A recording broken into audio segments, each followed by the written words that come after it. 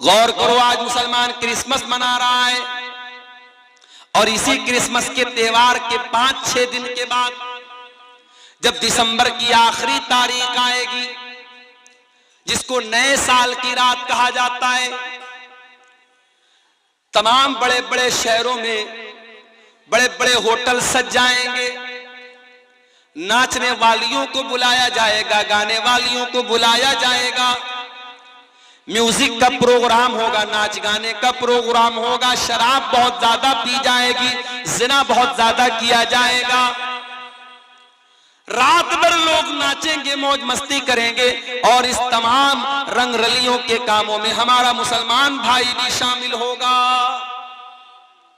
और सिर्फ मुंबई की बात नहीं कर रहा हूं, सिर्फ दिल्ली की बात नहीं कर रहा हूं, सिर्फ कलकत्ता की बात नहीं कर रहा हूं, अब आपके कटिहार में, आपके किशनगंज में, आपके पूर्णिया में, आपके अररिया में, आपके फॉरबिसगंज में, आपके सिलीगुड़ी में, आपके न्यू जलपाईगुड़ी में, आपके दार्जिलिंग में, ये तमाम आपके करीब के जो बड़े बड़े शहर और इलाके हैं, वहां भी नए साल का पूरा जश्न मनाया जाता है। बड़े महंगे महंगे होटल बुक होते हैं और आपके मुसलमान नौजवान भी इन बुराइयों में शामिल होते हैं। मेरे प्यारे साथी,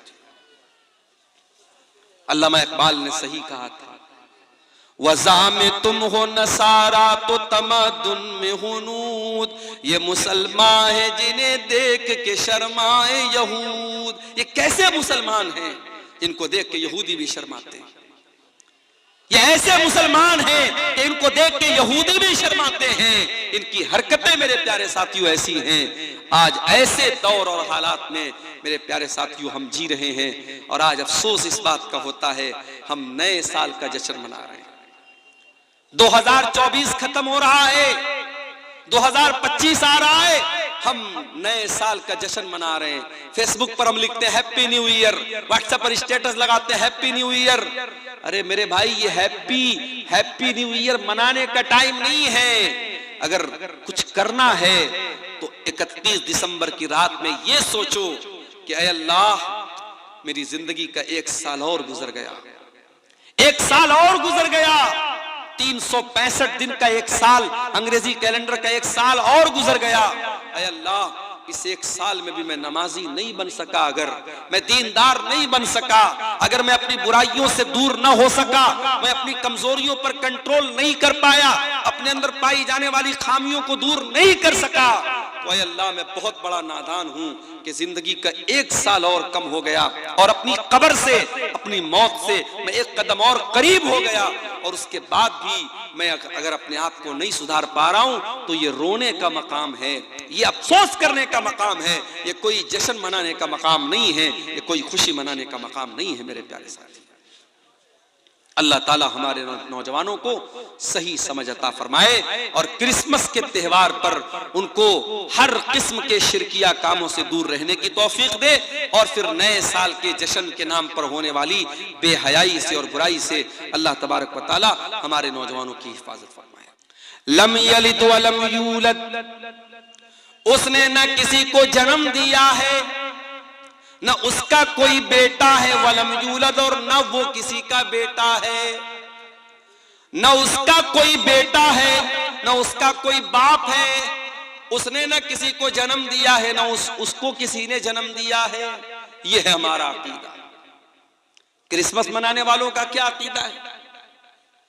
एक एक्टर है, कॉमेडियन है, हंसी मजाक करने वाला, जो टीवी पर आता है, फिल्मों में आता है, उसका नाम है सुनील ग्रोवर। अभी उसका एक वीडियो मैंने देखा, वो क्रिश्चियन है। उसने कहा, साहब जीसस, लोग पूछते हैं जीसस कौन है, ईसा कौन है? कहता है आओ मैं बताता हूं, जीसस गॉड है, गॉड के बेटे हैं, गॉड है। ये सुनील ग्रोवर का अकीदा नहीं है, ये सारे ईसाइयों का अकीदा है। वो ईसा अलैहिस्सलाम को अल्लाह के बराबर मानते हैं, अल्लाह का बेटा मानते हैं, और वो ये अकीदा रखते हैं कि 25 दिसंबर को ईसा अलैहिस्सलाम पैदा हुए हैं, अल्लाह का बेटा पैदा हुआ है, नऊजुबिल्लाह। ये उनका अकीदा है।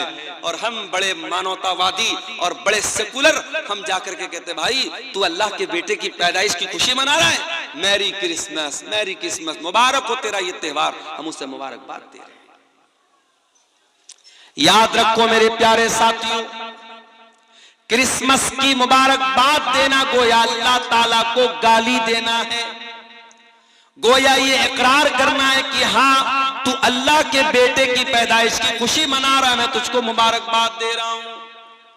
और ये इतना बड़ा गुनाह है, इतना बड़ा गुनाह है कि कुरान के अंदर अल्लाह ताला सूरह मरियम के अंदर कहता है वक़ालू इत्तख़ज़र रहमान वलदा लक़द जीतुम शैअन इद्दा तकादु समावातु यतफ़त्तरन मिन्हु व तनशक़्क़ुल अर्दु व तख़िर्रुल जिबालु हद्दा अन दअू लिर्रहमानि वलदा।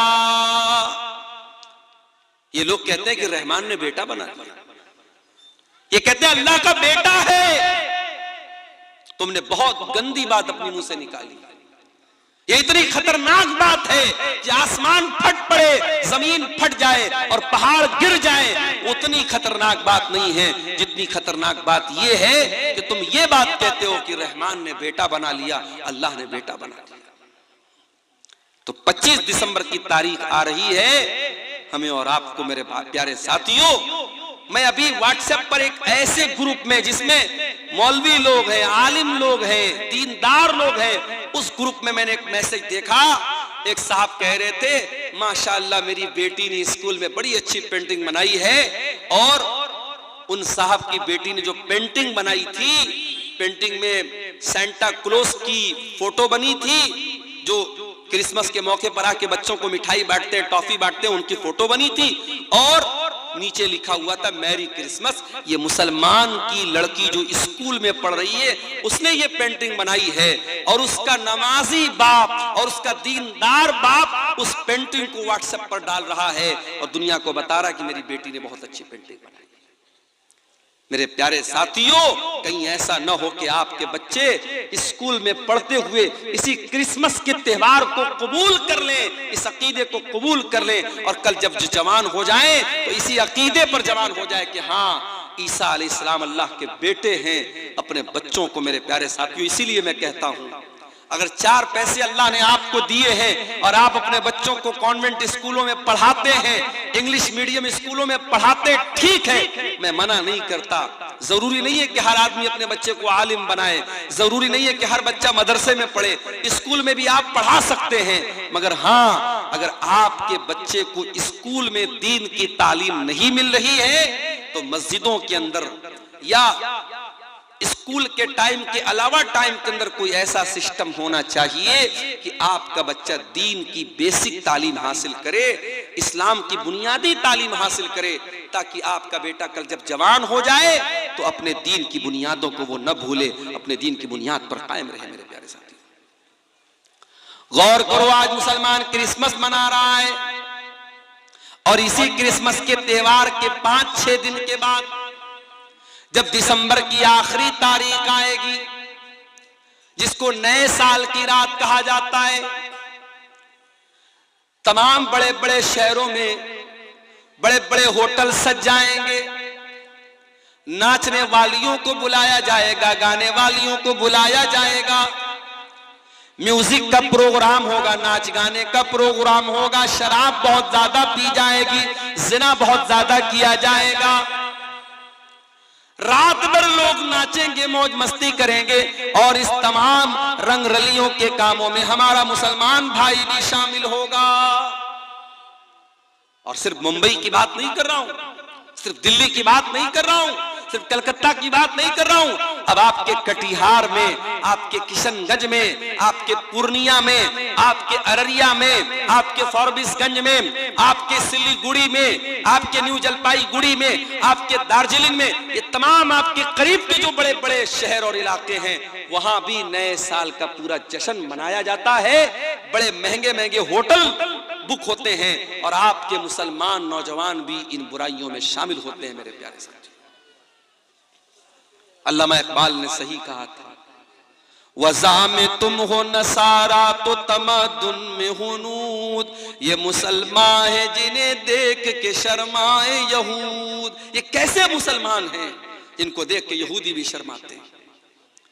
ये ऐसे मुसलमान हैं कि इनको देख के यहूदी भी शर्माते हैं। इनकी हरकतें मेरे प्यारे साथियों ऐसी हैं। आज ऐसे दौर और हालात में मेरे प्यारे साथियों हम जी रहे हैं, और आज अफसोस इस बात का होता है हम नए साल का जश्न मना रहे हैं। 2024 खत्म हो रहा है, 2025 आ रहा है, हम नए साल का जश्न मना रहे हैं। फेसबुक पर हम लिखते हैं हैप्पी न्यू ईयर, व्हाट्सएप पर स्टेटस लगाते हैं हैप्पी न्यू ईयर। अरे मेरे भाई, ये हैप्पी न्यू ईयर मनाने का टाइम नहीं है। अगर कुछ करना है तो 31 दिसंबर की रात में ये सोचो कि ऐ अल्लाह, मेरी जिंदगी का 1 साल और गुजर गया, 1 साल और गुजर गया, 365 दिन का 1 साल, अंग्रेजी कैलेंडर का 1 साल और गुजर गया। ऐ अल्लाह, इस 1 साल में भी मैं नमाजी नहीं बन सका, अगर मैं दीनदार नहीं बन सका, अगर मैं अपनी बुराइयों से दूर ना हो सका, मैं अपनी कमजोरियों पर कंट्रोल नहीं कर पाया, अपने अंदर पाई जाने वाली खामियों को दूर नहीं कर सका, तो ऐ अल्लाह, मैं बहुत बड़ा नादान हूं कि जिंदगी का 1 साल और कम हो गया, और अपनी कब्र से, अपनी मौत से मैं 1 कदम और करीब हो गया, और उसके बाद भी मैं अगर अपने आप को नहीं सुधार पा रहा हूं तो ये रोने का मकाम है, ये अफसोस करने का मकाम है, ये कोई जश्न मनाने का मकाम नहीं है, ये कोई खुशी मनाने का मकाम नहीं है। मेरे प्यारे साथी, अल्लाह ताला हमारे नौजवानों को सही समझ अता फरमाए, और क्रिसमस के त्यौहार पर उनको हर किस्म के शिरकिया कामों से दूर रहने की तौफीक दे, और फिर नए साल के जश्न के नाम पर होने वाली बेहयाई से और बुराई से अल्लाह तबारक व तआला हमारे नौजवानों की हिफाजत फरमाए। मेरे भाइयों, खुतबे मसनूना के बाद मैंने आपके सामने कुरान मजीद के 15वें पारे की कुछ आयतें पढ़ी थी, और आज की तकरीर में 15वें पारे की उन्हीं आयतों को कुछ आपके सामने समझाना है, और उसी मौजू पर आपके सामने बात रखनी है। कुरान करीम के 15वें पारे में सूरह बनी इसराइल की आयत नंबर 22 से लेकर के 39 तक, आयत नंबर 22 से लेकर के 39 तक अल्लाह ताला ने 18 आयतों में 15 बातें बयान की। और आप जानते हैं मेरी आदत नहीं है किस्से कहानी सुनाने की, आप जानते हैं मेरी आदत नहीं है फजूल बातें करने की। मैं चाहता हूं कि ये 15 बातें जो अल्लाह ताला की नसीहत है, उन 15 बातों को हम समझ लें। इंशाअल्लाह अगर इन 15 बातों को हमने समझ लिया तो फिर दुनिया और आखिरत की कामयाबी हमें हासिल हो जाएगी, और हम बहुत सारी बुराइयों से बच जाएंगे। अगर हम सिर्फ इन 15 बातों पर अमल कर लें, अल्लाह ताला इन 15 बातों पर हम सबको अमल करने की तौफीक अता फरमाए। कुरान का 15वां पारा सूरह बनी इसराइल आयत नंबर 22 से लेकर के 39 तक एक एक आयत में पढ़ता चला जाऊंगा और उसका मतलब बयान करके आगे बढ़ता चला जाऊंगा। कुरान की पहली नसीहत, ला तजअल मअल्लाहि इलाहन आखर, ऐ इंसान अल्लाह के साथ तू किसी और को माबूद न बना, अल्लाह के साथ तू किसी और को मुश्किल कुशा न बना, अल्लाह के अलावा किसी और के आगे तू हाथ न फैला, फतक़ुद मज़मूमम मख़ज़ूला, वरना तू जलील हो करके बैठ जाएगा, रुसवा हो करके बैठ जाएगा। अगर तूने शिर्क कर दिया तो तेरी दुनिया भी बर्बाद हो जाएगी, तेरी आखिरत भी बर्बाद हो जाएगी। दुनिया में हो सकता है तू शादी के बाद कई साल तक औलाद की नेमत से महरूम था, बार बार तू अल्लाह से दुआएं कर रहा था और अल्लाह तेरी दुआ कबूल नहीं कर रहा था, तू मायूस हो गया और तूने जा करके किसी कब्र के पास, किसी मजार के पास, किसी पत्थर के बुत के पास, किसी पेड़ के पास जाकर के हाथ जोड़ दिया और उससे जाकर के तूने औलाद मांग ली। अब जाहिर है औलाद तो देने वाला अल्लाह ही है, मगर आपको जब कब्र के पास जाने के बाद औलाद मिलेगी तब आपका ईमान बर्बाद हो जाएगा और आपको ये लगेगा कि बाबा की ताकत से मुझे औलाद मिली है, इनके पास मैं आया था तब मुझे औलाद मिली है। अल्लाह तबारक व तआला तेरे ईमान को आजमाने के लिए जब तू किसी शिर्क के अड्डे पर जाएगा और वहां तेरी दिल की मुराद पूरी हो जाएगी तो तुझको ऐसा लगेगा कि यहां आने से मेरी मुराद पूरी हुई है। हालांकि अल्लाह ताला तेरे ईमान को आजमा रहा है कि तू तौहीद पर कायम रहता है या शिर्क के ऊपर चला जाता है। मेरे प्यारे साथियों, आज कितने मुसलमान हैं जो तौहीद के रास्ते से हट करके शिर्क के रास्ते के ऊपर चल रहे हैं। मुझे याद है 2009 में, आज से तकरीबन 15 साल पहले, मैं नागपुर एक मदरसे में पढ़ा रहा था। नागपुर के एक मदरसे में पढ़ाने के लिए, महाराष्ट्र के अंदर एक जगह है नागपुर, वहां पढ़ाने के लिए मैं गया था। तकरीबन 2 महीना वहां मैंने पढ़ाया था। उस 2 महीने के पीरियड में मैंने सुना वहां पे नागपुर में कि कोई एक बाबा है जिनका नाम है गंदा बाबा। बाबा का नाम क्या है? गंदा बाबा। और जिंदा इंसान था वो, और वो बहुत बड़े कीचड़ के बीच में रहता था, गंदगी के बीच में रहता था, और मर्द और औरतें उसके पास जाते थे और उसके सामने जाकर के अपनी मुसीबतें रखते थे, अपनी हाजतें रखते थे। और वो गंदा बाबा, वो गंदगी, वो कीचड़ और वो नापाकी उठा करके जिस औरत को मार देता था, जिस मर्द को मार देता था, वो ये अकीदा रखता था कि बाबा ने मेरी मुराद सुन ली, अब मेरी मुराद पूरी हो जाएगी। और ये काम करने वाला कौन था? मुसलमान था। बाबा के बारे में तो नहीं पता कि वो मुसलमान था कि नहीं था, मगर बाबा के पास जाने वालों में अक्सर लोग कौन थे? मुसलमान थे। मेरे भाई, ये मुसलमान का हाल है। जितने शिर्क के अड्डे वहां पर मुसलमान आपको खड़ा हुआ मिल जाएगा। कितनी मुसलमान औरतें आपको कब्रों पर सजदा करते हुए मिल जाएंगी। कितनी मुसलमान औरतें पत्थर के बुत के आगे आपको हाथ जोड़ने वाली भी मिल जाएंगी। क्रिसमस का त्योहार मनाने वाला मुसलमान नौजवान भी आपको मिल जाएगा। याद रखो मेरे प्यारे साथियों, दुनिया के अंदर दौलत तो बहुत सारी दौलतें हैं, मगर सबसे बड़ी दौलत अगर कोई है तो ईमान की दौलत है। सबसे बड़ी अगर कोई दौलत है तो तौहीद की दौलत है। दुनिया की सारी दौलत कमा करके क्या करेंगे हम अगर हमारे पास ईमान की दौलत नहीं होगी, हमारे पास तौहीद की दौलत नहीं होगी।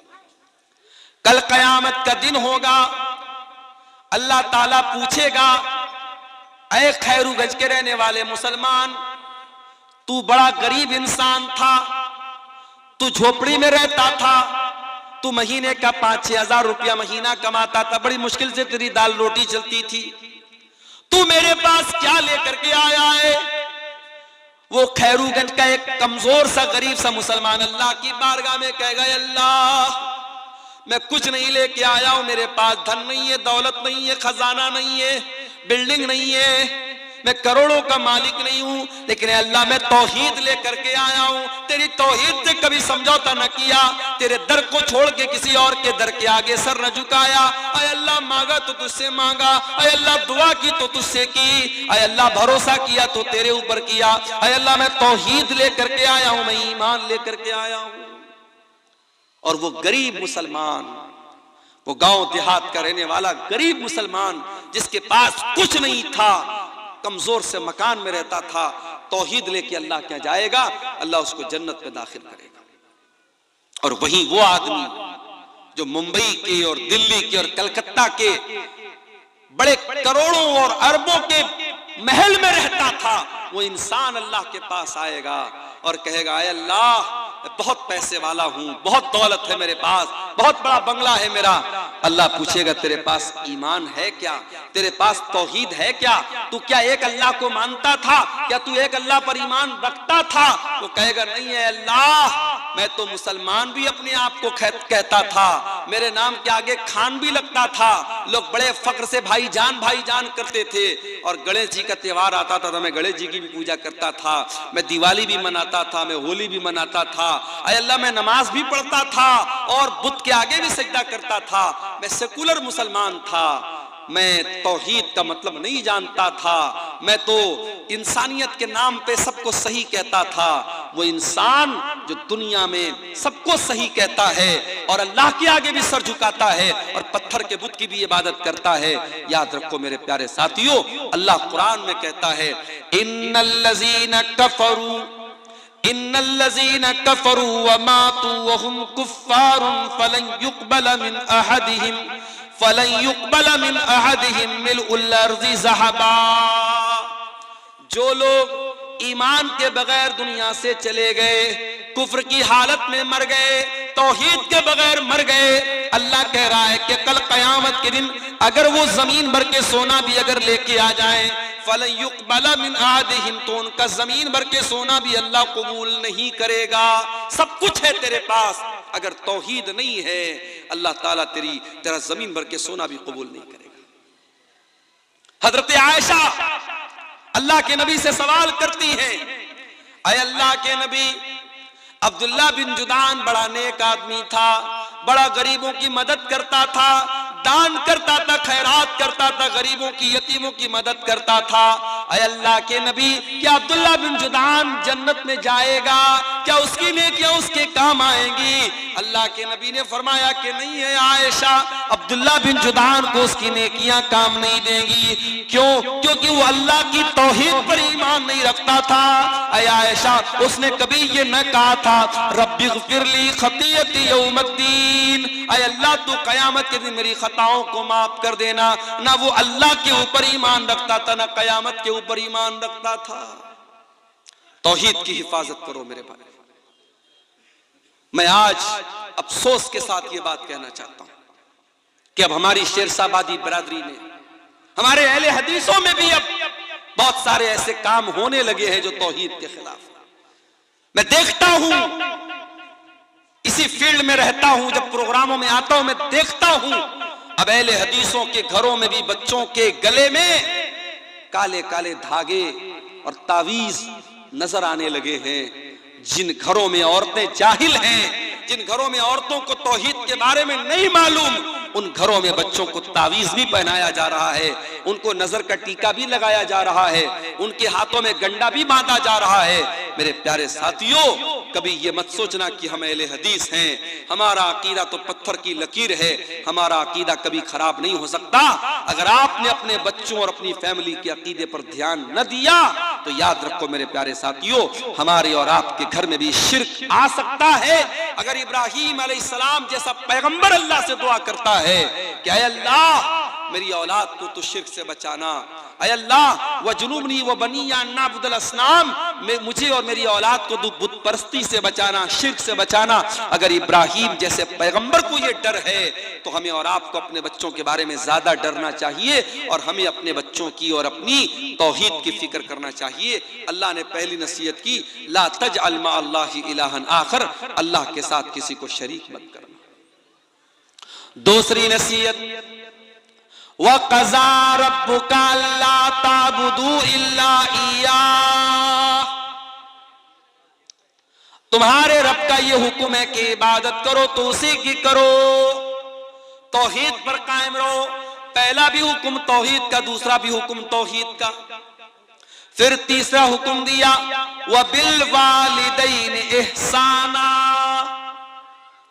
और तीसरा हुक्म यह है कि अपने वालिदैन के साथ, अपने माता पिता के साथ तुम अच्छा सलूक करते रहना। जिस माँ ने 9 महीने तुमको पेट में रखा है, जिस बाप ने उंगली पकड़ के चलना सिखाया है, जिस माँ ने अपने खूने जिगर को दूध की शक्ल में तुझको पिलाया है, जिस बाप ने तेरे आराम की खातिर अपने आराम को कुर्बान किया है, उस माँ के साथ, उस बाप के साथ हमेशा अच्छा सलूक करना, उनको तकलीफ न देना। कभी पेट में गैस हो जाती है ना, इंसान बेचैन हो जाता है। कभी डॉक्टर के यहाँ जाओ तो सबसे ज्यादा आपको गैस के पेशेंट मिलेंगे। बड़े बड़े हॉस्पिटलों में चले जाओ तो सबसे ज्यादा भीड़ कहाँ रहेगी? पेट के डॉक्टर के पास रहेगी, गैस्ट्रोलॉजिस्ट के पास रहेगी। पेट के अंदर जरा सी गैस हो जाए, इंसान डॉक्टरों के पास भागता है। अगर 1 घंटा आपके पेट में कोई चीज रह जाए, आप बेचैन हो जाएंगे। मेरे प्यारे साथियों, जिस पेट में 1 घंटा तक आप कुछ हवाओं को अपने पेट में रहने नहीं देते, थोड़ी सी गैस पेट में बन जाए तो जीना हराम हो जाता है। उसी पेट में एक औरत 9 महीने तक अपने बच्चे को रखती है। जरा कैलकुलेटर ले जाकर के चेक कर लेना कि 9 महीने में कितने घंटे और कितने मिनट आते हैं। 1 घंटा आप अपने पेट में कोई एक्स्ट्रा बोझ नहीं रख सकते। मां अपने बच्चे को 9 महीने में तकरीबन 4000 से भी ज्यादा घंटे तक अपने पेट में अपने बच्चे को रखती है। और जब बच्चे को जन्म देती है तो समझो कि वो जीवन की बहुत बड़ी अग्नि परीक्षा देती है, अपने जिंदगी को दांव पे लगा देती है। और तब जाकर के बच्चा पैदा होता है। और वही बच्चा जब जवान होता है उस मां को गाली दे के घर से निकाल भी देता है।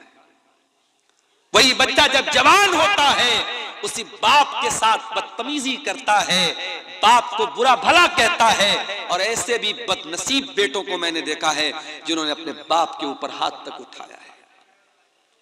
याद रखो मेरे प्यारे साथियों, इस दुनिया में अल्लाह ने अगर हम पर एहसान किया है, हमें पैदा किया है, तो हमें पैदा करने का सबब और जरिया अल्लाह ताला ने हमारे माता पिता को बनाया है, हमारे माँ बाप को बनाया है। माँ के मरने के बाद माँ की तरफ से मदरसे में चंदा देने वालों, माँ की तरफ से मदरसे में बिल्डिंग बनवाने वालों, माँ की तरफ से इलाके में ट्यूबवेल लगवाने वालों, तुम्हारी माँ को तुम्हारे उसके मरने के बाद तुम्हारी नेकियों की जरूरत नहीं है।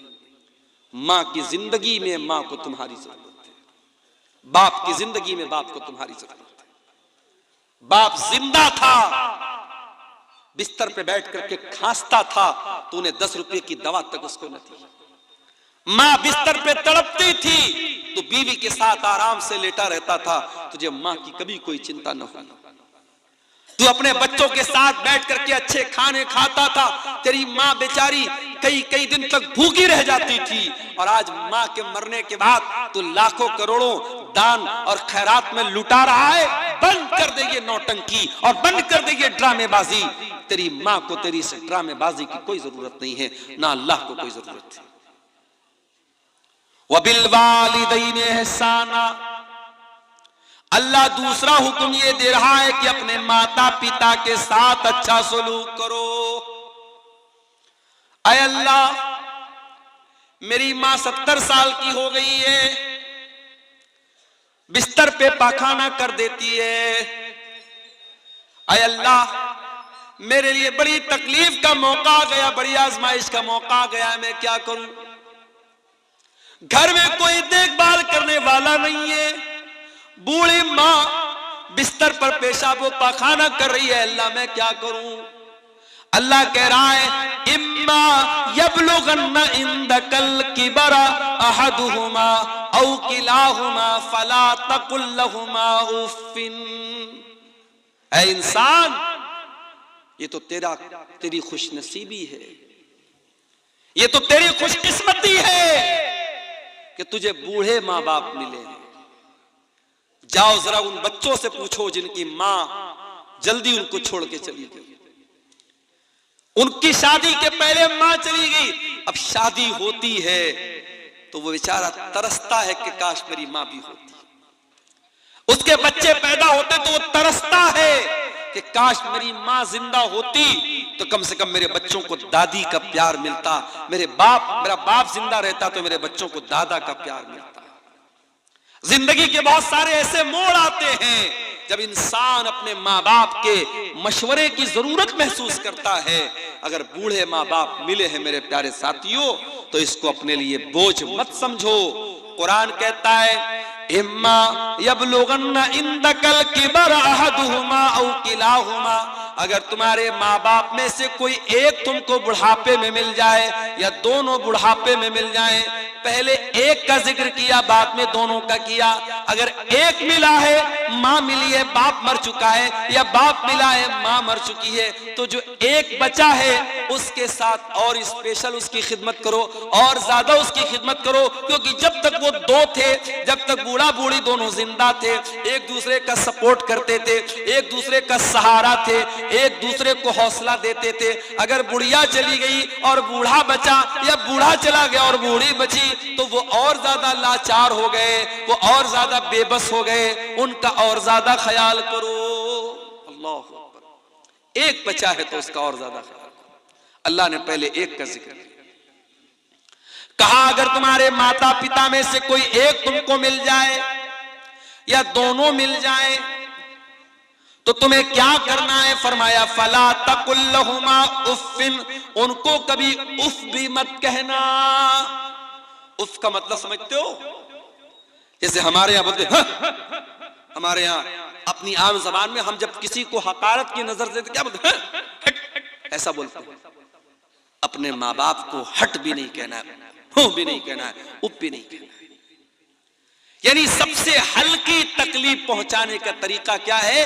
किसी को हट कह दिया जाए, किसी को हूं कह दिया जाए, माँ बाप को हूं भी ना कहा जाए। अच्छा एक बात बताओ, तजर्बे की बात बता रहा हूं आपको। कभी कभी जब माँ बाप बूढ़े हो जाते हैं ना, तो उनकी कुछ बातें बड़ी बच्चों वाली हो जाती है। जैसे बच्चे हर बात के लिए जिद करते हैं, बूढ़े माँ बाप भी जिद करने लगते हैं।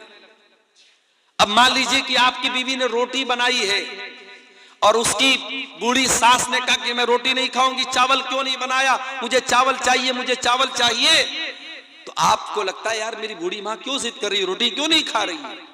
अगर बूढ़ी माँ ने कह दिया कि चावल चाहिए, तो ये समझ करके चावल बना दो कि मेरी बूढ़ी माँ की जिद है। क्योंकि एक वक्त था जब तू 3 साल का था, और जब तू जिद करता था अपनी माँ से, अपने बाप से, तो तेरे माँ बाप हर हाल में तेरी जिद पूरी करते थे। मेरे प्यारे साथियों, अपने बच्चों से भी इस कदर मोहब्बत करते हैं कि बच्चों की जरा सी तकलीफ हम बर्दाश्त नहीं कर सकते। तो जब वही हमारे माँ बाप जब बूढ़े हो गए, तो हम अपना बचपन याद करें कि जब हम छोटे थे हमारे माँ बाप ने हम पर मोहब्बत लुटाई थी। आज वो बूढ़े हो गए हैं, और अल्लाह ताला कुरान में कहता है जिसको हम उम्र दराज बना देते हैं, बूढ़ा बना देते हैं, वमन नुअम्मिरहु नुनक्किसु फिल खल्क, उसे उल्टा कर देते हैं। बचपन की जिद और बचपन की शरारत और बचपन का लड़कपन बुढ़ापे में लौट जाता है। तो बूढ़े माँ बाप की बहुत सारी जिद को नजरअंदाज कर दिया करो मेरे भाई। अभी एक दिन मेरी 2 साल की बच्ची है, मेरी घर पे खेल रही थी, खेलते खेलते सीढ़ी के पास पहुंची, गिरने लगी। मेरी बीवी की नजर पड़ी, बीवी ने हाथ पकड़ा उसका। अब हाथ को जोर से पकड़ के खींचा ताकि बच्ची गिर ना पाए, और वो हाथ जोर से खींचने में बेटी का मेरे जो हाथ वो उतर गया। बच्चों का हाथ कमजोर होता है, हाथ उसका उखड़ गया। अब बच्ची बहुत तेज चिल्लाने लगी, उसको किसी पल करार नहीं। मैं मदरसा गया हुआ था, अब बीवी बेचारी रो रही है, बच्चे अलग परेशान। मैं मदरसे से घर आया, मैंने क्या बात है, तो मालूम हुआ कि बच्ची का हाथ उखड़ गया है। फौरन हमारे इलाके के हड्डी के डॉक्टर थे, उनके पास लेके गया, और डॉक्टरों के पास तो तजर्बा होता है, वो फौरन उन्होंने देख करके वो समझ गए कि क्या मामला है। उन्होंने फौरन उसको बच्ची का हाथ पकड़ के कैसे उसको घुमाया, बिल्कुल ठीक हो गया उसका हाथ। तो ये उतनी देर के लिए समझिए कि बच्ची रो रही है, बच्ची तड़प रही है, और हम और बच्ची की जो माँ है, हम दोनों लोगों के लिए एक एक मिनट, एक एक पल बड़ा भारी गुजर रहा था। और जैसे ही बच्ची खेलने लगी, मुस्कुराने लगी, ऐसा लगा कि हमारा दिल बाग बाग हो गया। मेरे प्यारे साथियों, ये बचपन का दौर होता है। फिर जब हम बड़े होते हैं और हमारे माँ बाप जब बूढ़े होते हैं, और वो किसी बात के लिए अगर जिद करते हैं, या उनको कोई तकलीफ पहुंचती है, या वो दवा टाइम से नहीं खाते हैं, तो हम उनको डांटने लगते हैं कि क्यों आप दवा नहीं खाते हैं, आप कोई बात नहीं मानते। मेरे भाइयों, हम अपने बचपन को याद करें। हमारी बहुत सारी नादानियों को हमारे माँ बाप माफ कर देते थे। आज बूढ़े हो गए हैं, आज उनसे बहुत सारी गलतियां हो सकती हैं, चिड़चिड़ापन आ सकता है, जिद हो सकती है। उनकी जिद को नजरअंदाज कर देना। कुरान कहता है वकुल लहुमा कौलन करीमा, अपने माँ बाप से तू अदब से बात करना, सम्मान से बात करना, रिस्पेक्ट के साथ बात करना। जो बूढ़े माँ बाप तुझे मिल जाए तो उनसे बड़े अदब के साथ बात करना। वक़्फ़िज़ लहुमा जनाह ज़ुल्ल मिनर रहमा वक़ुर रब्बिरहमहुमा कमा रब्बयानी सगीरा। और ऐ इंसान, तू जितना बड़ा बन जाए, इलाके का एमएलए बन जाए, एमपी बन जाए, करोड़पति बन जाए, अरबपति बन जाए, जब अपनी माँ के पास बैठा कर, जब अपने बाप के पास बैठा कर, तो अपने आप को डाउन टू अर्थ कर लिया कर, अपने आप को झुका लिया कर, अपने आप को नरम कर लिया कर। अपने आप को कभी अपनी माँ से ऊंचा बनने की कोशिश न करना, अपने बाप से ऊंचा बनने की कोशिश न करना। जितने बड़े भी हो, बाप के लिए तुम बेटे हो, माँ के लिए तुम बेटे हो। अपने माँ बाप के लिए अपने आप को झुका करके रखना, अपने आप को बिछा करके रखना। और अल्लाह ने एक दुआ सिखाई, मेरे भाइयों, इस दुआ को याद कर लो। जब दुआ के लिए हाथ उठाया करो, अपने माँ बाप के लिए ये दुआ जरूर किया करो। रब्बिरहमहुमा कमा रब्बयानी सगीरा। ऐ परवरदिगार, मेरे माँ बाप पर रहम फरमा, जिस तरीके से उन्होंने बचपन में मुझको पाला है। यानी हमारी ये औकात नहीं है, हमारी ये हैसियत नहीं है, हमारे बस की ये बात नहीं है कि हम अपने माँ बाप का बदला उतार सकें, उनके एहसानात को उतार सकें। हम अल्लाह के हवाले कर रहे हैं कि ऐ अल्लाह, तू हमारे माँ बाप का एहसान तू उतार देना, तू उन पर रहम कर देना। हजरत उमर ने एक आदमी को देखा था, अपनी माँ को अपने कंधे पर बिठा के खाने काबा का तवाफ करा रहा था। अपनी बूढ़ी माँ को अपने कंधे पर बिठाकर खाने काबा का तवाफ करा रहा था।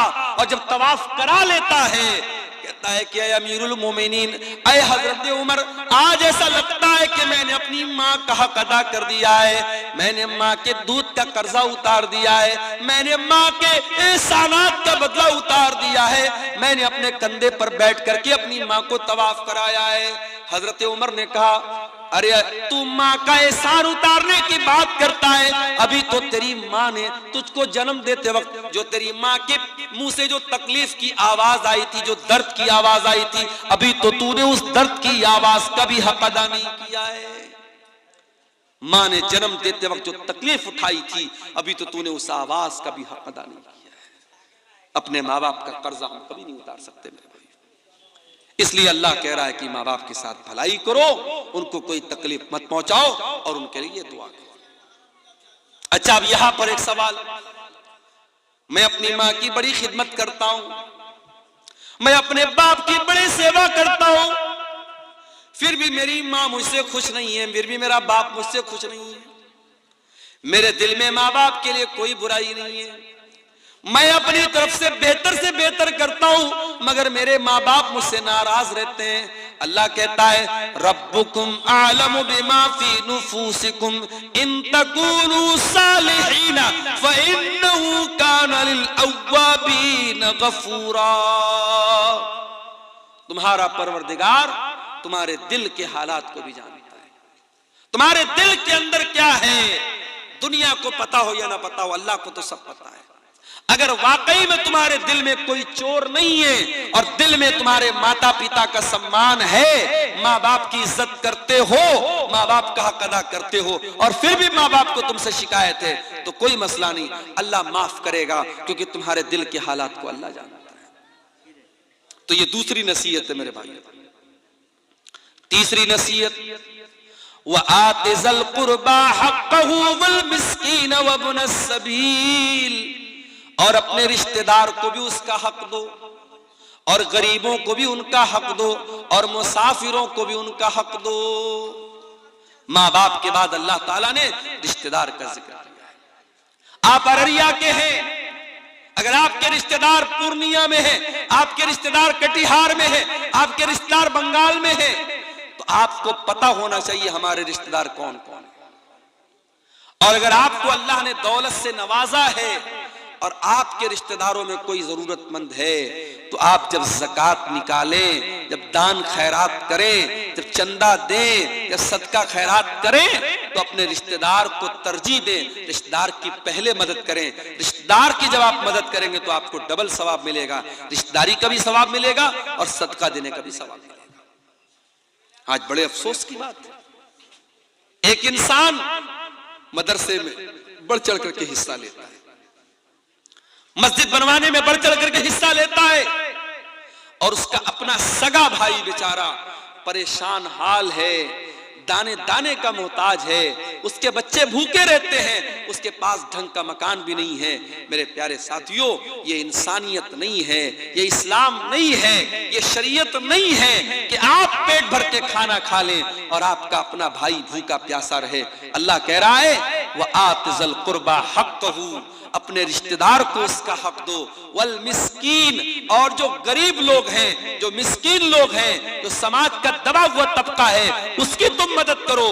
वब्न सबील, और कोई मुसाफिर है, यूपी से आया है, आसाम से आया है, कश्मीर से आया है, सफर में उसकी किसी ने पॉकेट मार ली, उसका पर्स चोरी हो गया, अब बेचारा वो मदद मांग रहा है, मुसाफिर है, मजबूर है, उसकी मदद करो, उसको तुम अपने माल, अपनी ज़कात की रकम भी उसको तुम दे सकते हो।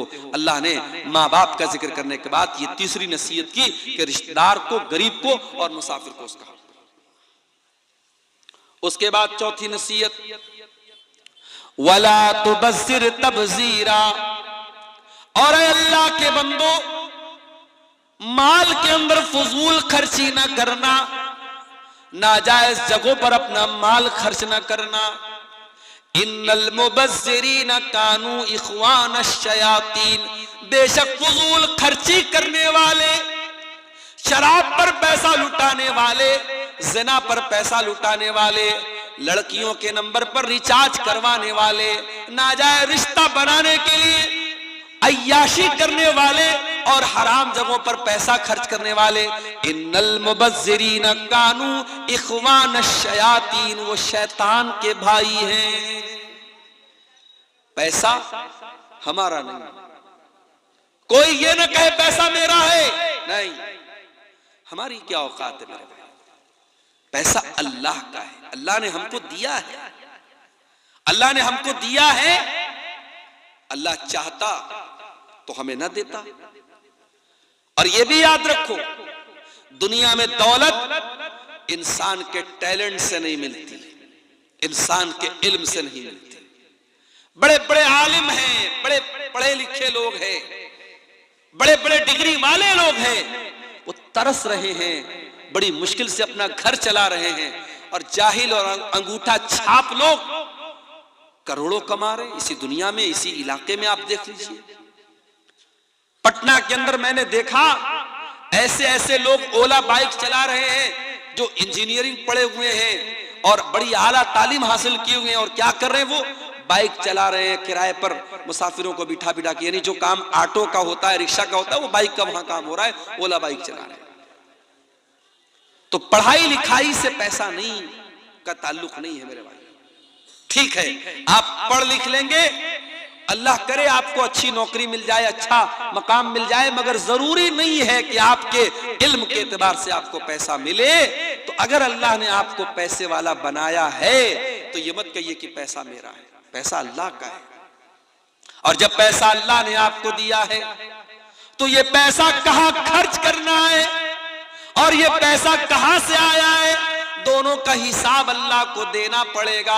अल्लाह के प्यारे नबी फरमाते हैं, ला तज़ूलु क़दमा इब्ने आदम मिन इंदि रब्बिही यौमल क़ियामा, क़यामत के दिन इंसान अपनी जगह से हिल नहीं पाएगा जब तक 5 सवालों का जवाब न दे दे। और उन 5 सवालों में एक सवाल ये भी होगा, व अन मालिही मिन ऐन इक्तसबहु व फीमा अनफ़क़हु, तूने माल कहां से कमाया और कहां खर्च किया। हराम जगहों पर पैसा खर्च करने वाले शैतान के भाई हैं। अपने जायज काम पर अगर आप जरूरत से ज्यादा पैसा खर्च करते हैं, जैसे राहुल गांधी का जूता अभी आजकल बड़ा चर्चा में चल रहा है। राहुल गांधी ने, पता नहीं, मैंने वीडियो देखा नहीं है, ये बयान किया जा रहा है, कहने वाले बोल रहे हैं कि राहुल गांधी ने किसी को जूता मार दिया तो बेचारा आईसीयू में चला गया। तो इंटरनेट पर मैंने चेक किया तो पता लगा वो 4 लाख का जूता है। भाई 4 लाख के जूते से किसी को मारोगे तो कहां जाएगा, आईसीयू में ही जाएगा। हम लोग घड़ी पहनते बड़ी मुश्किल से, टाइटन की घड़ी है, 1000-2000 की घड़ी आती होगी, कुछ लोग साहब राडो की घड़ी पहनते हैं और पता नहीं कौन कौन सा ब्रांड आता है, 1.5 लाख की 2-2 लाख की घड़ी पहनते हैं लोग। तो घड़ी पहनना तो जायज है, लेकिन इसमें आप हद से ज्यादा पैसा खर्च करेंगे तो ये इसराफ है। जूता पहनते हैं लोग 4-4 लाख का जूता, ये इसराफ है मेरे भाई। किसी बहुत बड़ी बॉलीवुड की हीरोइन की शादी थी, बनारस से उन्होंने अपनी शादी का लहंगा सिलवाया था। बनारस तो जानते हैं आप, साड़ी का गढ़ है और कपड़े का गढ़ है। तो मैं नाम नहीं लूंगा हीरोइन का, वरना आप लोग कहेंगे मौलाना को हीरोइनों का नाम भी आता है। उस हीरोइन के लहंगे का कपड़ा बनारस से तैयार हुआ था और उस लहंगे में ओरिजिनल गोल्ड जो होता है, सोना, उसकी जरी इस्तेमाल हुई थी, उसका तार इस्तेमाल हुआ था और कई लाख का वो लहंगा था। और ये आज से मैं 15 साल पहले की बात बता रहा हूं। एक हीरोइन की शादी हुई तो उनका लहंगा बनारस से तैयार हुआ था। शादियों पर कितना खर्च हो रहा है देखिए। उत्तर प्रदेश के मेरठ में एक शादी हुई, लड़के ने अपनी साली को साली ने आकर के घड़ी पहनाई, तो घड़ी पहनाने की जो रस्म थी उसका जो पैसा दिया दुल्हे ने 2.5 लाख रुपया दिया। 2.5 लाख रुपया उसको घड़ी की पहनाई का दिया। और मौलवी साहब ने जिन्होंने निकाह पढ़ाया, उनको निकाह पढ़ाने का इनाम 11 लाख रुपए दिया गया। और दूल्हे साहब को ससुराल से जो पैसा मिला इनाम के तौर पे, जहेज के तौर पे 2.5 करोड़ रुपया कैश मिला। ये न्यूज बाकायदा आई थी। उत्तर प्रदेश के सिद्धार्थ नगर में शादी हुई, मुसलमान की बात बता रहा हूं, किसी गैर मुस्लिम की बात नहीं बता रहा हूं। मुसलमान की शादी हुई, वो बारातियों पर नोट लुटा रहा था। 20 लाख रुपए उसने नोटों की गड्डियां हवा में लुटा दी, 20 लाख रुपए लुटा दी उसने बारातियों के ऊपर। ये मुसलमान ये काम कर रहा है। अल्लाह कह रहा है वला तुबज़िर तबज़ीरा, फजूल खर्ची न करना, इन्नल मुबज़्ज़िरीना कानू इख़वानश शयातीन, फजूल खर्ची करने वाले शैतानों के भाई हैं। व कानश शैतानु लिरब्बिही कफूरा, और शैतान अपने रब का बहुत बड़ा नाशुक्रा है। कितनी चीजें हो गई? 4 चीजें हो गई। अब 5वीं चीज भी सुन लीजिए। वइम्मा तुरिज़न्ना अन्हुम इब्तिगा रहमतिन मिर रब्बिका तरजूहा फकुल लहुम क़ौलन मैसूरा। अगर तुम्हारे पास गरीब को देने के लायक, रिश्तेदार को देने के लायक पैसा नहीं है और वो तुमसे मदद मांगने के लिए आया है, अल्लाह ने पहले देने का तरीका बताया। अगर देने की ताकत नहीं और मना करना है तो मना कैसे किया जाए, मना करने का तरीका भी बता दिया। फरमाया फकुल लहुम क़ौलन मैसूरा, अपने उस रिश्तेदार को अगर पैसा देने की ताकत नहीं है तुम्हारे अंदर तो नरमी के साथ माजरत कर लेना, एक्सक्यूज बयान कर देना, अपना उज्र बयान कर देना, उसके साथ सख्ती ना करना, उसको डांट करके मत भगाना, उसको झिड़क करके ना भगाना, नरमी के साथ, प्यार के साथ, मोहब्बत के साथ उसको रवाना कर देना। अगर कोई आपके दरवाजे पर मदद मांगने के लिए आ जाए, कोई साइल आ जाए, तो कुरान कह रहा है उसको कभी सख्ती के साथ बात मत करो, मोहब्बत के साथ, नरमी के साथ कह दो भाई अभी मेरे पास नहीं है, बाद में तुम आ जाना। ये ना देने का तरीका अल्लाह ताला ने बयान किया। उसके बाद फरमाया इन्ना रब्बका यबसुत, उसके बाद फरमाया वला तजअल यदका मगलूलतन इला उनुकिका वला तबसुतहा कुल्लल बस्ति फतक़उद मलूमन महसूरा। बड़ी जामी आयत है कुरान की। बाज़ उलमा कहते हैं कि इस एक आयत पर अगर कोई देश अमल करे उस देश की अर्थव्यवस्था सही हो जाए। आज हमारे देश की अर्थव्यवस्था क्यों चौपट है? क्योंकि मामला वही है, अंधेर नगरी चौपट राजा वाला मामला आ चुका है। आज हम रोड पर चलते हैं, चाहे रोड अच्छी हो चाहे रोड खराब हो, हर किलोमीटर पर आज टोल देना पड़ रहा है। बनारस से, पटना से आपके अररिया आने के दौरान कई टोल पड़े, और अभी यहां से अगर हमको बंगाल जाना पड़ जाए तो कई टोल पड़ेंगे। यानी एक एवरेज अगर जोड़ा जाए तो हर किलोमीटर पर 2 रुपया टोल टैक्स हमको देना पड़ता है।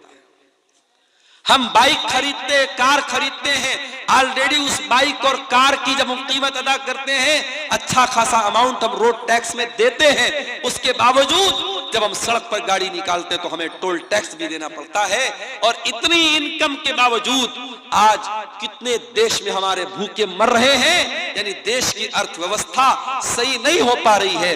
कुरान हमें अर्थव्यवस्था को सही करने का तरीका बता रहा है, कुरान हमें इकोनॉमी को सही करने का तरीका बता रहा है। अल्लाह कह रहा है वला तजाल यदक मगलूलतन इला उनुकिका, अपनी गर्दन को अपने हाथ को अपनी गर्दन से बात करके मत रखो, यानी अपने हाथ को बिल्कुल समेट करके मत रखो, जहां जरूरत पड़े खर्च करो। वला तबसुतहा कुल्लल बस्ती, और अपने हाथ को पूरी तरीके से फैला भी मत दो। अगर बहुत ज्यादा फैला दोगे, अपनी लिमिट से ज्यादा खर्च करोगे, फतक़उद मलूमम महसूरा, तो जलील होकर के और थक हार करके बैठना पड़ेगा। अगर अपनी चादर से बड़ा पैर फैलाओगे तो पैर खुल जाएगा और जलील हो जाओगे। जितनी बड़ी चादर है उतना ही पैर फैलाओ, बहुत ज्यादा कंजूसी भी मत करो और बहुत ज्यादा सखावत भी मत करो।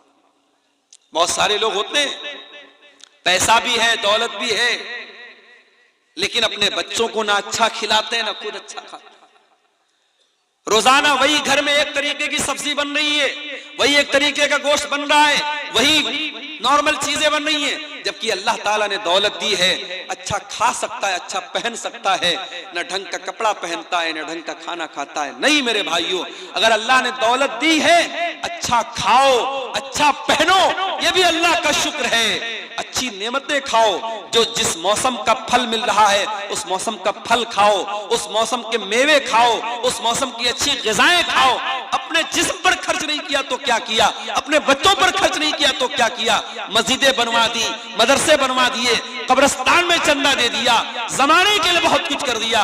अगर अपने ऊपर और अपने बच्चों के ऊपर खर्च नहीं किया तो जिंदगी का कोई मतलब नहीं है मेरे प्यारे साथियों। अल्लाह कह रहा है न तो अपने हाथों को गर्दन से बांध करके रखो, न पूरी तरीके से फैला करके रखो, यानी बखीली भी नहीं करना है, कंजूसी भी नहीं करना है और हद से ज्यादा सखावत भी नहीं करना है। जहां खर्च करने की जरूरत पड़े वहां खर्च करो और जहां कंट्रोल करने की जरूरत पड़े वहां कंट्रोल करो, ना बखीली करो ना सखावत करो।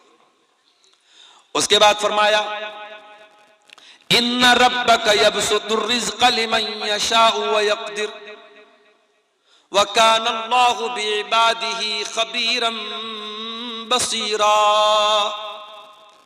तुम्हारे रब को पता है किसको रोजी ज्यादा देना है, किसको कम देना है।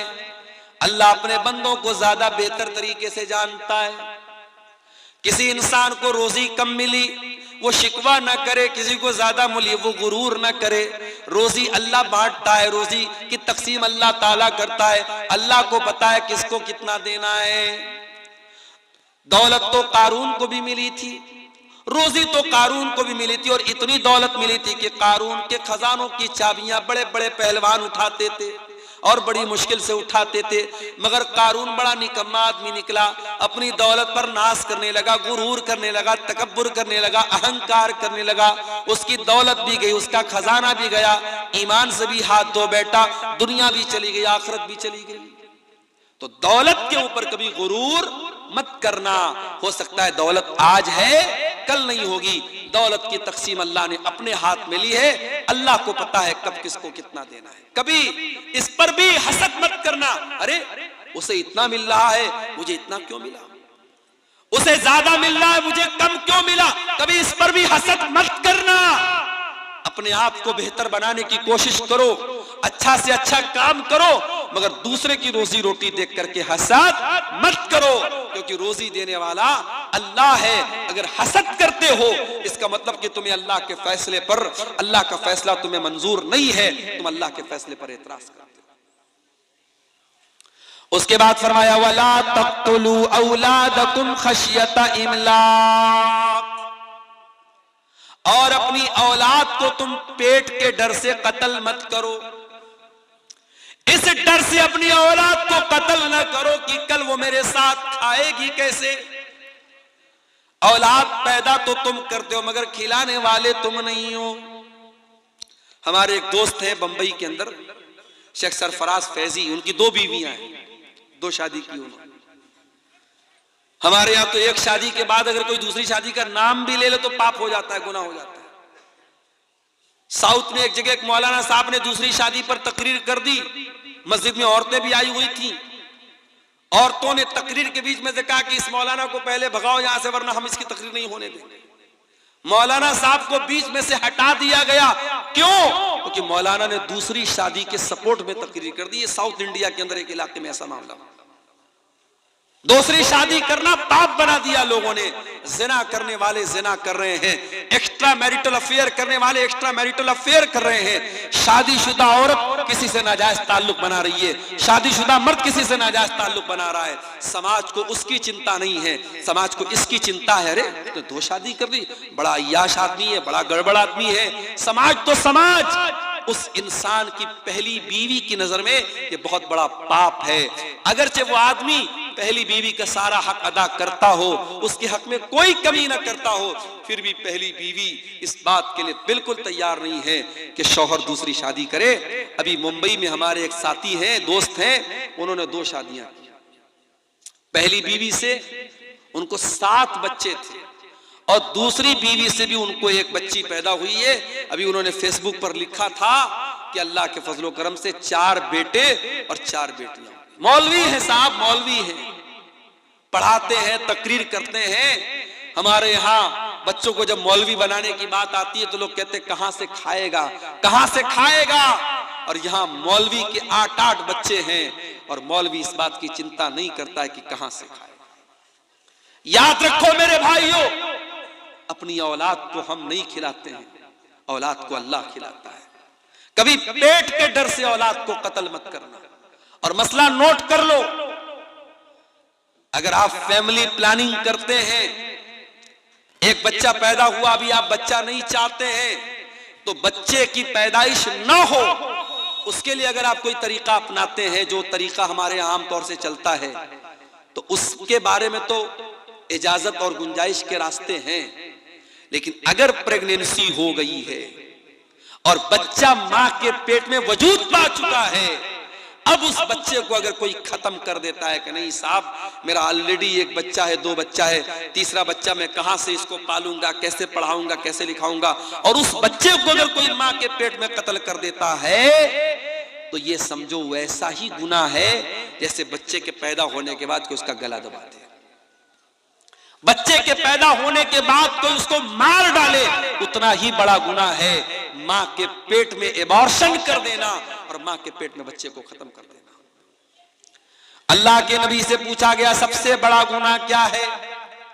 आपने फरमाया अंतजाल लिल्लाहि निद्दन व हुवा खलक़क, सबसे बड़ा गुनाह यह है कि तुम अल्लाह के बराबर किसी को ठहराओ। फिर पूछा गया अल्लाह के नबी उसके बाद सबसे बड़ा गुनाह क्या है? आपने फरमाया अन तक़्तुल वलदक खशियता यतममक, दूसरा बड़ा गुनाह यह है कि अपनी औलाद को कत्ल कर दो इस डर से कि तुम्हारे साथ खाएगी। फिर पूछा गया अल्लाह के नबी उसके बाद सबसे बड़ा गुनाह क्या है? आपने फरमाया अंतुजानिया हलीलता जारिक, अपने पड़ोसी की बीवी के साथ तुम ज़िना करो। औलाद को कत्ल करना दूसरा बड़ा गुनाह है। औलाद को कत्ल मत करो। और सुन लीजिए, आज 1400 साल पहले लड़की पैदा होती थी और लोग उसको मार डालते थे। अरब के अंदर कुछ कबीले इतने जाहिल थे, बेटी पैदा होती थी उसको मार डालते थे। आज हम लोग इतने जाहिल तो नहीं है, पढ़े लिखे लोग हैं, मगर आज भी बेटी को मारते।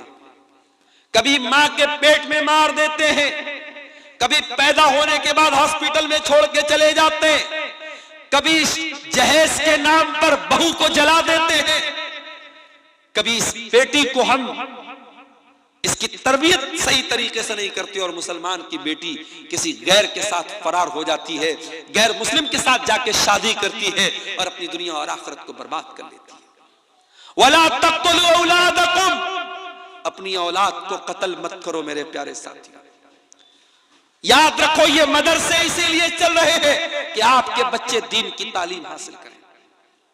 मैं उत्तर प्रदेश का रहने वाला हूं और मदरसों को लेकर के जो हालात सामने आ रहे हैं, मेरी पेशन गोई समझ लीजिए या मेरा तजर्बा समझ लीजिए, आने वाले दौर में मदरसों को चलाना बहुत मुश्किल हो जाएगा। अभी आप ये मत सोचिए कि साहब हम तो बिहार में रहते हैं, हमारे यहाँ तो नीतीश जी की सरकार है, कोई मसला नहीं है। मदरसों को लेकर के बहुत अच्छे इरादे नहीं है लोगों के, मदरसों पर बहुत अच्छी नजर नहीं है। हमें अपने इन मदरसों में जो दीन की तालीम हम दे रहे हैं अपने बच्चों को, मेरे प्यारे साथियों, आने वाले दौर में इन मदरसों को चलाना भी बहुत बड़ा चैलेंज बन जाएगा। मैं सिर्फ यूपी की बात नहीं कर रहा हूं, पूरे ऑल ओवर इंडिया की बात कर रहा हूं। जो हमारे यहां जो कानून बन रहे हैं, जो सिस्टम आ रहे, परेशानियां खड़ी हो जाएंगी। इसलिए मैं कहता हूं अपने बच्चों को दीन कैसे सिखाया जाए इसकी फिक्र करो, इसकी चिंता करो। बच्चों को अच्छा खिला देना, अच्छा पहना देना ये काफी नहीं है। अगर आपने बच्चों को ईमान नहीं दिया, बच्चों को दीनी तालीम नहीं दी, तो बच्चों को सही तरबियत न देना ये भी बच्चों को कत्ल करने के बराबर है। और कुरान कह रहा है वला तक़तुलू औलादकुम खश्यत इमलाक, अपनी औलाद को कत्ल मत करो पेट के डर से, फाका कशी के डर से। नहनु नरज़ुकुहुम व इय्याकुम, तुम्हारी औलाद को भी रोजी देने वाले हम हैं, तुमको भी रोजी देने वाले हम हैं। इन्न क़त्लहुम कान ख़ितअन कबीरा, औलाद को कत्ल करना बहुत बड़ा गुनाह है। उसके बाद फरमाया वला तक़रबुज़ ज़िना, ज़िना के करीब भी न जाना। इन्नहु कान फ़ाहिशतन व साअ सबीला, ज़िना बहुत गंदा काम है और बहुत ही बुरा रास्ता है। अच्छा, ज़िना को रास्ता क्यों कहा गया? अभी मैं स्टेज पर आ रहा था, मैं दाहिनी तरफ से आया, मुझे यहाँ के एक जिम्मेदार ने कहा मौलाना आप गलत रास्ते पर आ गए, इधर बाएं साइड से स्टेज पर आना चाहिए था, रास्ता इधर से बना है। मैंने कहा भाई मुझको पता नहीं था, मैं तो चला आया इधर ही से। तो अगर आपको रास्ते की जानकारी न हो तो आप गलत रास्ते पे जा सकते हैं। हम लोग अररिया से जब आने लगे तो मैप के ऊपर 2 रास्ता बता रहा था। हमने यहाँ के जिम्मेदारों को फोन किया कि किधर से आना है। इन लोगों ने कहा नहीं आप अररिया कोर्ट के पास से जो रास्ता किया उधर से आइए। रास्ता अगर गड़बड़ जरा सा हो जाए तो हम कहीं से कहीं निकल सकते हैं मेरे भाई। वला तक़रबुज़ ज़िना, अल्लाह कह रहा है कि ज़िना के करीब भी मत जाना। इन्नहु काना फ़ाहिशतन, ये बहुत गंदा काम है। वस्साअ सबीला, और बहुत बुरा रास्ता है। अगर आज तुम किसी की बहू बेटी के साथ खेल रहे हो, किसी की लड़की के साथ खेल रहे हो, किसी की बेटी के साथ, किसी की बहन के साथ खेल रहे हो, कल तुम्हारी बहन के साथ भी कोई खेलेगा। तुम वैलेंटाइंस डे पर किसी को फूल दे रहे हो, जरा पता लगाओ कहीं तुम्हारी बहन को भी कोई फूल तो नहीं दे रहा है। मगर एक बात बताऊं, ये सब चीजें उसको बुरी लगेगी जिसके अंदर गैरत हो, और जब गैरत मर जाए तो आप बड़े बड़े शहरों में जाके देख लीजिए, वहां किसी को कोई फर्क नहीं पड़ता। तू मेरी बहन को छेड़, मैं तेरी बहन को छेड़ूंगा।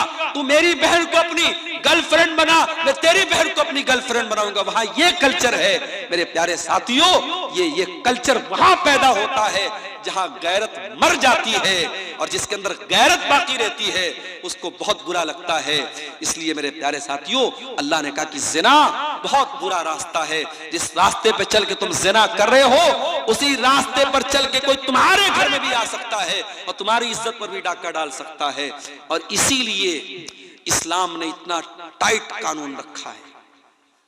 इस्लाम ने क्यों इतना टाइट कानून रखा है कि लड़का लड़की अगर गैर महरम है अकेले में न रहे, अकेले में न मिले लड़का लड़की गैर महरम है। तो ये जितने को एजुकेशन वाले स्कूल चल रहे, को एजुकेशन वाले कॉलेज चल रहे, लड़का लड़की साथ में पढ़ रहे, इस्लाम के हिसाब से बिल्कुल गलत है। अगर लड़का लड़की साथ में उठेंगे बैठेंगे तो जाहिर है दोस्ती होगी, ताल्लुकात होंगे, खराबियां पैदा होंगी। को एजुकेशन की इस्लाम में इजाजत बिल्कुल नहीं है। जब तक बच्चे छोटे हैं, क्लास 3 तक, क्लास 4 तक साथ में पढ़ लिए। जब बच्चे बड़े होने लगे, लड़कियां बड़ी होने लगे, उनका सेपरेट स्कूल होना चाहिए, उनकी सेपरेट क्लास होनी चाहिए। लड़के लड़कियां साथ में पढ़े, एक क्लास में पढ़े, चाहे वो मदरसे में हो चाहे वो स्कूल में हो, ये मुनासिब नहीं है। जैसे जैसे बच्चे बड़े होने लगते हैं, समझदार होने लगते हैं, बालिग होने लगते हैं, फिर मसाइल पैदा होते हैं। क्यों शरीयत ने कहा कि देवर भाभी के साथ हंसी मजाक ना करें, देवर भाभी के बीच में पर्दा होना चाहिए? क्यों कहा? क्यों कहा अल्लाह के नबी ने ला यखलुवन्ना रजुलुन बिइम्रातिन इल्ला वसालिसुहुमा शैतान? जब कोई मर्द किसी औरत के साथ अकेले में होता है तो तीसरा शैतान होता है। मेरे प्यारे साथियों, ये तालीमात और ये शिक्षाएं इस्लाम ने इसीलिए दी हैं ताकि ज़िना तक पहुंचाने वाले सारे रास्तों को बंद कर दिया जाए। वला तक़रबुज़ ज़िना, ज़िना के करीब भी मत जाना। उसके बाद फरमाया वला तक़्तुलुन नफ्सल्लती हर्रमल्लाहु इल्ला बिल हक़्क़ि, और किसी निर्दोष की हत्या मत करना, किसी बेकसूर को कत्ल मत करना। हाँ, जिसको कत्ल करने की अल्लाह ने इजाजत दी है, अल्लाह ने 3 लोगों को कत्ल करने की इजाजत दी। 3 लोगों को कत्ल किया जा सकता है इस्लामी हुकूमत के अंदर।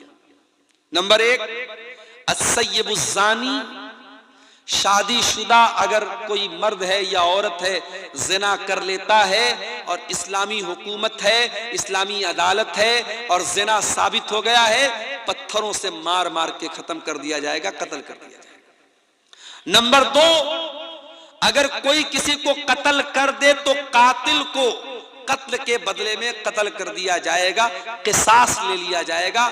ये दूसरा कत्ल है जो इस्लाम में जायज है।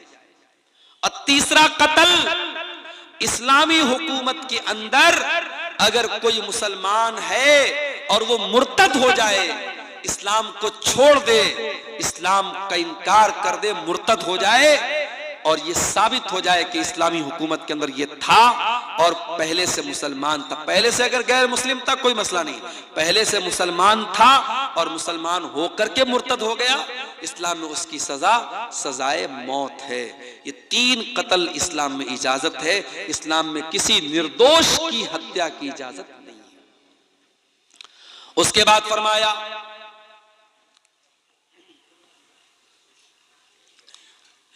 वला तक़रबू मालल यतीम इल्ला बिल्लती ही अहसन, यतीम के माल के करीब न जाना।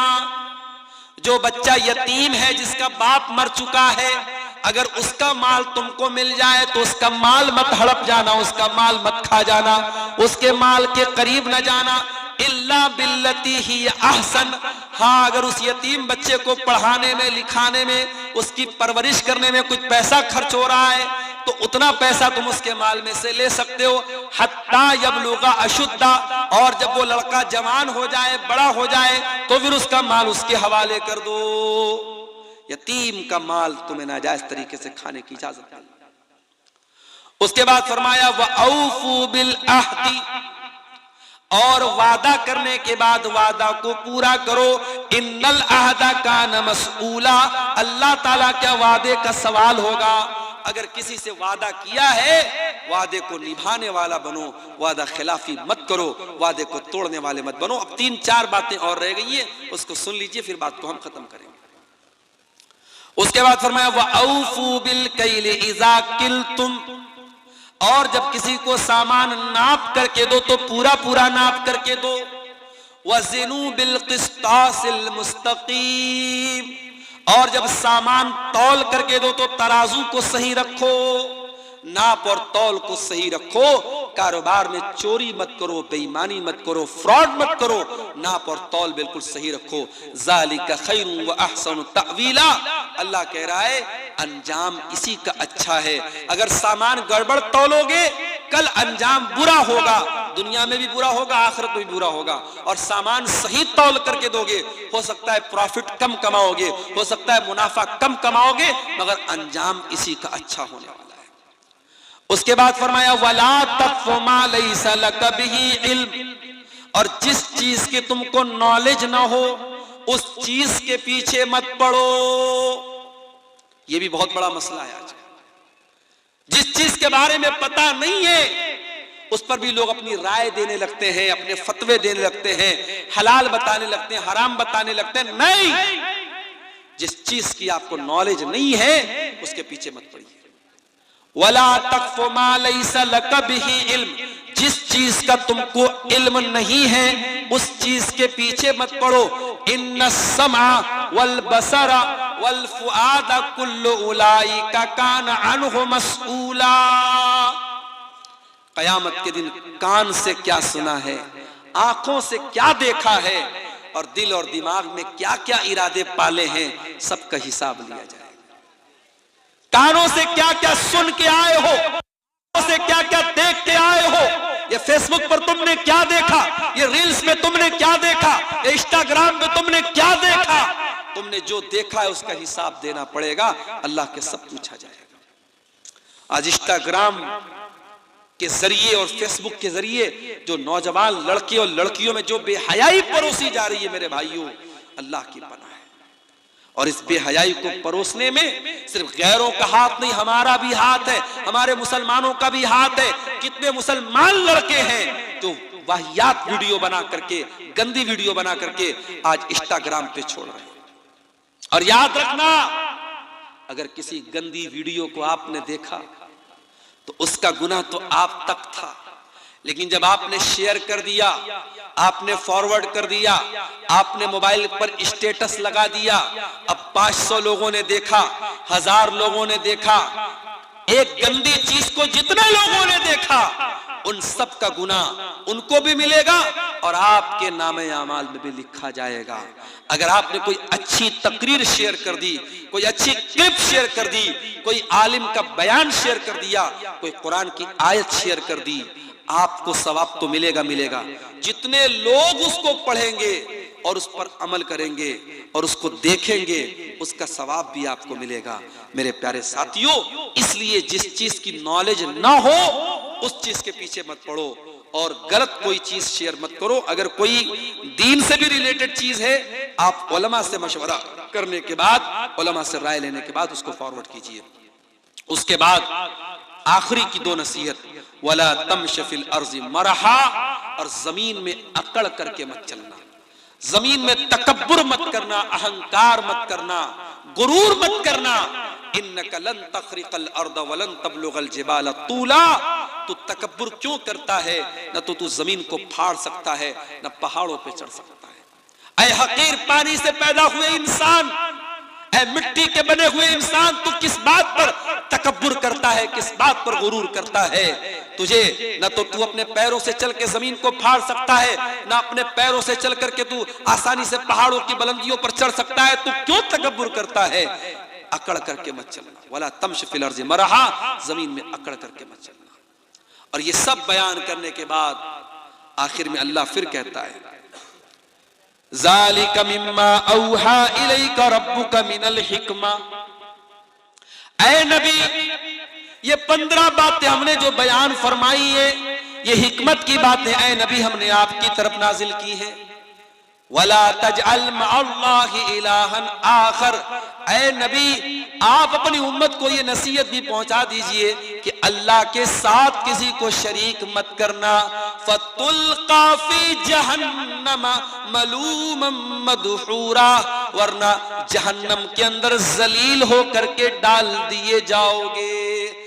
देखिए मेरे भाइयों, अल्लाह ने 15 नसीहतें की और पहली नसीहत भी यही थी कि अल्लाह के साथ शिर्क मत करना, और आखिरी नसीहत भी यही थी कि अल्लाह के साथ शिर्क मत करना। पता ये चला कि मुसलमान की जिंदगी की शुरुआत भी अल्लाहु अकबर से होनी चाहिए और ला इलाहा इल्लल्लाह से होना चाहिए, और मुसलमान की जिंदगी खत्म भी हो तो ला इलाहा इल्लल्लाह पर खत्म होनी चाहिए। तौहीद पर जिंदा रहे और तौहीद पर मुसलमान की जिंदगी खत्म हो, अपने मरते दम तक अपनी तौहीद की हिफाजत करे। इसीलिए अल्लाह ताला ने जो 15 नसीहतें बयान की हैं, उसमें पहली नसीहत में भी अपने ईमान को बचाने की बात कही और शिर्क से बचने की बात कही, और आखिरी नसीहत भी अल्लाह ने यही की कि शिर्क मत करना, अल्लाह के साथ किसी और को मत पुकारना। ये 15 नसीहतें हैं मेरे प्यारे साथियों, मैंने जिनको आपके सामने बयान किया है। आप घर जाइए और ठंडे दिल और दिमाग से जब आपको मौका मिले, कुरान का 15वां पारा खोल करके ये 15 नसीहतें आप उठा करके इसको पढ़िए और इन 15 नसीहतों पर अमल करने की कोशिश कीजिए। आइए हम अल्लाह रब्बुल आलमीन से दुआ करें, अल्लाह ताला इन 15 बातों पर हम सबको अमल करने की तौफीक अता फरमाए। रब्बुल आलमीन हर किस्म के शिर्क व बिदअत से हमारी हिफाजत फरमाए। अल्लाह हमारे नौजवानों को सही दीन पर चलने की तौफीक अता फरमाए। मैं ये भी यहाँ पर अपील कर दूं, हमारा ये प्रोग्राम मदरसा मिफ्ताहुल उलूम के ताउन के लिए है। आप हजरात जिन्होंने इस इदारे के लिए ताउन किया है उनका मैं शुक्रिया अदा करता हूँ, लेकिन अभी तक जो पीछे रह गए हैं ये और बेहतरीन टाइम है, रात का आखिरी टाइम है, कबूलियत का टाइम है। आप आगे बढ़ करके इस इदारे का ताउन करते हुए जाएं ताकि जिस मकसद के तहत ये प्रोग्राम हुआ है वो मकसद कामयाब हो और ये इदारा, ये मदरसा दीन की खिदमत करे और यहाँ पढ़ने